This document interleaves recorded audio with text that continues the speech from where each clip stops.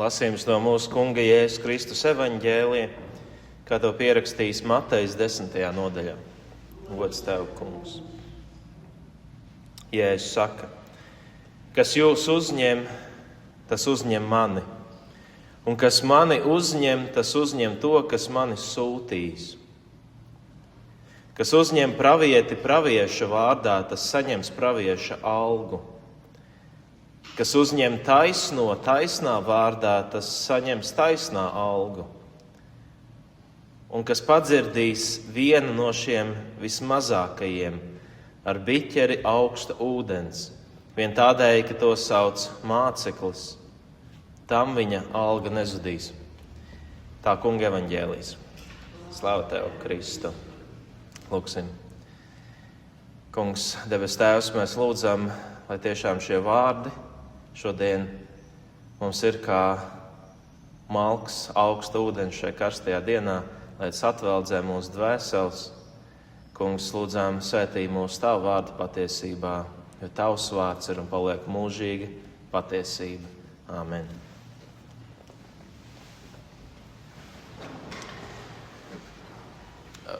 Šī raksturvieta, kur mēs tikko evaņģēlijā dzirdējām, tas ir noslēgums tiem vārdiem, kurus mēs jau šeit pagājušās 2 svētdienas esam jau pārdomājuši.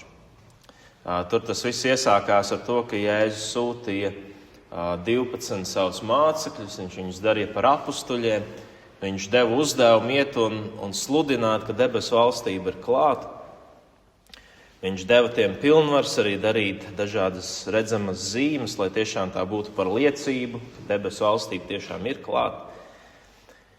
Pēc tam Jēzus atkal šajā pašā runā, viņš brīdināja mācekļus, ka viņi savas ticības dēļ tiks vajāti. Un tajā pašā laikā Jēzus saka, ka no tā nevajag baidīties, jo tāpat arī Jēzus ir ticis arī vajāts un dažādi pārbaudīts, un mēs varam visās lietās Jēzum kļūt līdzīgāki arī šajā. Un šodien šie Jēzus vārdu noslēgums, šī Jēzus runas noslēgums, tas noslēdzas ar vārdiem, kas patiesībā nebija domāti nemaz pašiem mācekļiem. Viss iepriekšējais bija domāts mācekļiem, bet šis patiesībā bija domāts ikvienam no tiem cilvēkiem, kuri uzņem šos mācekļus savās mājās, kas rūpēsies par šiem mācekļiem, kuri varētu teikt, vēl paši nav kļuvuši par kristiešiem, bet ir gatavi palīdzēt un kaut kā no tā, kas viņiem ir, rūpēties par tiem, kas ir kristieši. Arī viņiem tātad Jēzus dod šos norādījumus. Un pirmkārt šajos vārdos tas, kas tur parādījās, tas bija stāsts par svētību. Par svētību, kādu ir iespējams saņemt, tad, kad kāds cilvēks izrāda rūpes par Jēzus mācekli. Un tad nodara atcerēties to, ka Jēzus, tad, kad viņš sūtīja šos mācekļus, viņš deva ļoti skaidrus norādījumus. Viņš teica mācekļiem: neņemiet sev līdzi nec sudrabu, nec zelta, nec vara naudu savās jostās, nec somu ceļā, nec 2 svārkus, nec apavus, nec spieķi, jo strādnieks savu iztiku ir cienīgs saņemt. Varētu teikt, Jēzus liek atteikties vispirms mācekļiem no visa tā, kas viņam varētu palīdzēt šajā ceļā. Un tad viņš uztic šos mācekļus tiem cilvēkiem, kas tur no pilsētas uz pilsētu, no ciema uz ciemu, no mājas uz māju, kas atvērs viņiem tās savas mājas, kas atvērs mācekļiem savas mājas durvis un uzņems viņus iekšā. Kas iedos varbūt paēst, kas iedos visu, kas ir vajadzīgs šiem mācekļiem izdzīvošanai. Tas bija tas, kā Jēzus darīja. Un no vienas puses varētu šis, tas ir diezgan tāds izaicinājums. Diezgan izaicinājums gan priekš pašiem mācekļiem, gan priekš arī tiem cilvēkiem, kas viņus tur sagaidīs. Bet no otras puses tas bija kaut kas tik ļoti nepieciešams. Tas bija nepieciešams gan pašiem mācekļiem, ka viņi atkal un atkal no jauna varēja piedzīvot to, ka Dievs par viņiem parūpējas caur citiem cilvēkiem. Un Un tas bija vajadzīgs arī šiem pašiem cilvēkiem, kuriem bija dota brīva izvēle, vai viņi uzņems kādu no šiem mācekļiem savās mājās vai neuzņems. Vai parūpēsies par kādu no Jēzus mācekļiem vai neparūpēsies. Un tādēļ Jēzus arī bija devis ļoti vēl citus norādījumus saviem mācekļiem, kur viņš teica, kurā pilsētā vai ciemā jūs ieiesiet, tur izjautājiet, kas tajā ir cienīgs, pie tā arī palieciet, kamēr aiziesiet.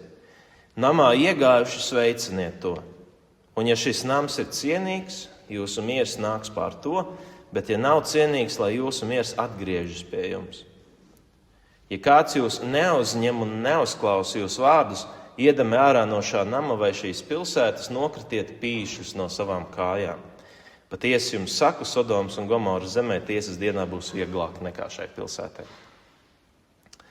Ja tātad cilvēkiem bija dota šī, un joprojām ir dota šī izvēle uzņemt vai neuzņemt. Bet šodienas evaņģēlijā, tajos vārdos, ko mēs dzirdējām, tur Jēzus runā tieši par to svētību, kas ir tad, kad cilvēks uzņem, kad viņš izvēlas uzņemt. Uzņemt pie sevis kādu no Jēzus mācekļiem. Un tā svētība atklājās šajos vārdos, ko Jēzus saka. Kas jūs, tātad mācekļus, uzņem, tas uzņem mani, Jēzu. Un kas mani uzņem, tas uzņem to, kas mani sūtīs, tātad debesu Tēvu.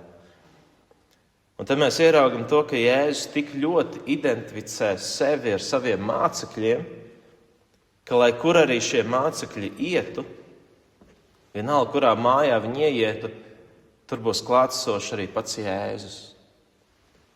Lai kurā mājā māceklis ieies, tur ienāks arī Jēzus. Kas tiks darīts vienam no Jēzus mācekļiem, tas tiks darīts pašam Jēzum. Un tur, kur ir Jēzus, tur ir pats Dievs. Un tādēļ tā ir svētība, ko pat neticīgam cilvēkam patiesībā ir iespējams piedzīvot, ja vien viņš ir atvērts un ir gatavs pie sevis uzņemt vai kaut kā ar to, kas viņam ir parūpēties par vismaz vienu no šiem mācekļiem, kuri sevī nes Jēzus vārdu. Caur to pats Jēzus ir klātsošs. Un tas, ko es ar šo visu garo ievadu gribēju laikam pateikt, ir tas, ka mēs esam tie, kas nesam sevī Jēzus vārdu. Mēs esam tie. Mēs paši, kas katru svētdienu nākam pie Kristus, lai saņemtu viņu, lai uzņemtu viņu sevī. Gan caur Dieva vārdu, gan caur svēto vakarēdienu. Mēs esam tie, kur arī nesam Kristu pie citiem cilvēkiem. Mēs to darām apzināti vai neapzināti, bet mēs to darām. Protams, labāk to ir darīt apzināti, tad mums tas labāk tā izdodas, nebūs tik neveikli. Labāk to ir darīt apzināti. Bet man šķiet, ka tā problēma visbiežāk ir tā, ka mēs aizmirstam par to. Ka tajā brīdī pēc dievkalpojuma, kad mēs izejam ārā pa baznīcas durvīm, tad mēs aizmirstam, ka es vairs neesmu viens pats, kurš esmu izgājis ārā no baznīcas. Bet arī Kristus manī ir klātesošs, un es eju ar viņu kopā prom no šejienes. Un es iešu ar viņu kopā visu tālāko nedēļu, lai kur es ietu, lai ko es darītu, Kristus būs klātesošs tur. Viņš būs klātesošs caur mani. Un te, protams, mēs varam katrs par sevi domāt, un kā tas būtu, ja kāds cilvēks 24/7 man sekotu līdzi un vērotu mani, skatītos uz to, kā es kaut ko daru, kā es dzīvoju, kā es runāju. Vai tur būtu vispār kaut kas tāds, ko tas cilvēks ieraudzītu un teiktu, pie šī cilvēka ir Kristus, šis ir kristietis. Vai ir kaut kas tāds, kas par to liecinātu? Vai ir kaut kas tāds manā dzīvē, ko cilvēks no malas redzētu, ka Kristus ir manī? Vai mana dzīve kaut kā tiešām pagodina viņu? Tas ir viens tāds svarīgs jautājums. Bet arī tad, ja mēs kaut vienu reizi pa nedēļas vidu spētu šo atcerēties, paši atcerēties, ka es sevī nesu Kristu, arī tas, es ticu, ka daudz ko spēt izmainīt. Gan mūsos pašos, gan arī mums apkārt. Jo tas, kurš uzņem mūs, tas uzņem Kristu. Kas mums tiek darīts, tas Kristum tiek darīts. Ja kāds mūs atgrūž, tad viņš arī Kristu atgrūž. Es tiešām priecātos, ka mūsos visos vēl vairāk nostiprinātos tā apziņa, šī ticība, ka mēs esam tik cieši savienoti ar Kristu. Un ja mēs esam kristieši, tad mēs esam ar viņu tik cieši savienoti, ka tā dzīve, ko mēs dzīvojam, vairs nav tāda, kāda tā ir bijusi agrāk. Bet tiešām Kristus mūsos ir tas, kurš dzīvo. Ka šodien 2. lasījumā apostols Pāvils teica, ka vairs nedzīvojam, viņš to galatiešiem, vēstulē galatiešiem saka, ka vairs nedzīvoju es, bet Kristus dzīvo manī. Un lai kur mēs ietu, mēs sevī nesam Kristus liecību. Katrs no mums. Un mums nav jābaidās no tā, ka šī liecība mūsos kļūs arvien redzamāka. Tam tā ir jānotiek. Tam ir jāļauj tā notikt. Jo tad, kad Jēzus runā arī par pilsētu kalnā, Mateja evaņģēlijā, Kalnas prediķī viņš to saka par pilsētu kalnā, ka tā nevar būt apslēpta. Viņš tur runā par mums, par Kristu mūsos. Tas nevar būt kaut kas apslēpts. Un tas ir viens no viskaistākajiem ceļiem, kuru mēs dzīvē varam iet, kad mēs ļaujam Kristum kļūt mūsos redzamam. Tas pats no sevis arī nenotiek. Mums ir jāļauj tam tā notikt. Caur visām situācijām, kuras mēs ikdienā piedzīvojam, caur katrām attiecībām, caur katru pateikto vārdu, mēs varam ļaut Kristum kļūt mūsos redzamam. Tas noteikti nav vieglākais ceļš. Tas ir tas ceļš, par ko Jēzus saka, ka šaurs ir tas ceļš un šauri ir tie vārti. Bet iespējams tas ir pats vērtīgākais ceļš, ko mēs dzīvē varam iet. Ka mēs ļaujam Kristum kļūt mūsos redzamam. Jo kā šodien mēs dzirdējām 2. lasījumā no apostoļa Pāvila, tur tiešām bija tas tā teikts, ka atbrīvoti no grēka un kļuvuši par Dieva kalpiem, mūsu auglis, varētu teikt, mūsu dzīves rezultāts, tas ved uz svētumu, bet piepildījums ir mūžīgā dzīvība. Un tad, kad mēs ļaujam Kristum kļūt arvien redzamākam mūsos, un ka mēs to darām apzināti un mērķtiecīgi, tad tas ved uz svētumu. Mēs esam dārgi atpirkti. Kristus par mums ir samaksājis. Un tālākais jau ir mūsu ziņā, cik ļoti mēs speram šos savus soļus tālāk uz svētumu. Lai Dievs dod, ka Kristus kļūst tiešām arvien redzamāks ikvienā no mums.